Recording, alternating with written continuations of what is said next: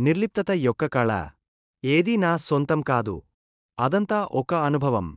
మేము గమనించడానికి ఇక్కడ ఉన్నాము. మానవులకు సూపర్ పవర్స్ ఉన్నాయి. ప్లేసిబో ఎఫెక్ట్ అనేది వింతైన మరియు కనీసం అర్థం చేసుకోలేని దృగ్విషయాలలో ఒకటి. మనం నయం అవుతున్నామని నమ్మడం ద్వారా మనం అనారోగ్యం మరియు వ్యాధి నుండి స్వస్థత పొందగలమని ఈ ప్రభావం రుజువు. ఖాళీ కడుపుతో మంచానికి వెళ్లడం మరింత స్పష్టమైన మరియు స్పష్టమైన కలలను ప్రేరేపిస్తుంది. ఎందుకంటే ఆకలి మెదడులో డిఎంటి ఉత్పత్తిని ప్రేరేపిస్తుంది. మనం పడుకునే ముందు భోజనం చేసినప్పుడు మన శరీరం రాత్రంతా జీర్ణక్రియపై పనిచేస్తుంది. ఇది మెదడు నుండి శక్తిని తీసివేస్తుంది. సహజంగా మరింతని ఉత్పత్తి చేయడం ద్వారా మనం ధ్యానం యొక్క లోతైన స్థితులను సాధించగలము. మన ఉన్నత స్వయంతో బలమైన అనుబంధాన్ని పొందవచ్చు మరియు అనంతమైన మేధస్సును సులభంగా నొక్కవచ్చు. కొన్నిసార్లు మీకు మాత్రమే అర్థమయ్యే రీతిలో సమాధానాలు వస్తాయి. అందుకే సందేశాన్ని స్వీకరించడం మరియు అర్థం చేసుకోవడం చాలా ముఖ్యం. మీకు ఉన్న జ్ఞానం మీ జడ్జిమెంట్ హోమీ కాదు, మీ కరుణను మరింతగా పెంచాలి. మీరు స్పృహ యొక్క ఉన్నత స్థాయికి చేరుకునే ముందు మీ పాత భయాలు మళ్లీ తెరపైకి వస్తాయి, కాని మిమ్మల్ని ట్రాప్ చేయడానికి కాదు. దీనికి విరుద్ధంగా మీ పాత నమూనాలు ఇకపై మీపై అధికారం కలిగి ఉండవని విశ్వం మీకు చూపించాలనుకుంటోంది. గతం నుండి ఆ నీడలను తిరిగి తీసుకువస్తూ విశ్వం మీపై ఏదో ఒక ఉపాయం ఆడుతున్నట్లుగా ఇది కలవరపడవచ్చు. కానీ గుర్తుంచుకోండి, మీరు మీ భయాలను అధిగమించగలరు. మీరు బలమైన ఆత్మ. ధ్యానం అంటే కళ్ళు మూసుకుని కూర్చోవడం మాత్రమే కాదు. ఇది నిజానికి అనేక రకాలుగా అనుభవించవచ్చు. ఇక్కడ ఉదాహరణల జాబితా ఉంది.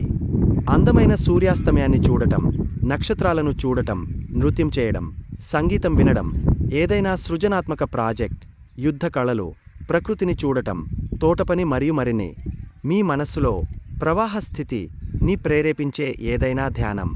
ఫ్లో స్టేట్ అనేది ఉనికిలో ఉన్న అత్యంత అనుకూలమైన స్థితులలో ఒకటి, ఎందుకంటే ఇది ప్రస్తుత క్షణంలో ఉండటం యొక్క నిర్వచనం. మీ ఆత్మ ఎల్లప్పుడూ మీతో కమ్యూనికేట్ చేస్తుంది. మీ ఆసక్తులు, మీ కోరికలు మరియు మీకు ఏది మంచిదనిపిస్తుంది అనేదాని గురించి మీకు తెలియజేయడం ద్వారా అది ఎక్కడికి వెళ్లాలనుకుంటున్నది మీకు తెలియజేస్తుంది. మీ అభిరుచులను అనుసరించండి. ఏదైనా మీకు ఆనందాన్ని కలిగించడం ఆగిపోయినప్పుడు దాన్ని చేయడం మానేయండి. నీటిలాగా మారండి మరియు ప్రవహిస్తుంది. నేను కొందరికి విషపూరితంగా ఉన్నాను, మరికొందరికి నేను ఆశీర్వదించబడ్డాను.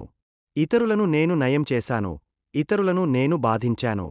ఇది ఎల్లప్పుడూ సరైనది కాదని నేను అంగీకరించడానికి సిద్ధంగా ఉన్నాను.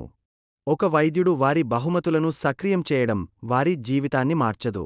ఇది మొత్తం గ్రహాన్ని మార్చే అలల ప్రభావాన్ని సృష్టిస్తుంది. మీరు మీ శక్తిలోకి అడుగుపెట్టి మీ బటర్ఫ్లై ఎఫెక్ట్ని నిర్మించుకోవాల్సిన సమయం ఇది. అందరూ ప్రతిభావంతులే, కాని కొంతమంది తమ ప్యాకేజీని ఎప్పుడూ తెరవరు. మీరు అల్పమైనవారని నమ్మడం మూర్ఖత్వం.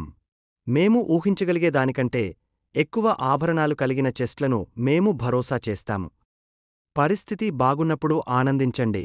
పరిస్థితి చెడుగా ఉన్నప్పుడు దానిని మార్చండి. పరిస్థితిని మార్చలేనప్పుడు మిమ్మల్ని మీరు మార్చుకోండి. కోపం ఒక ముసుగు.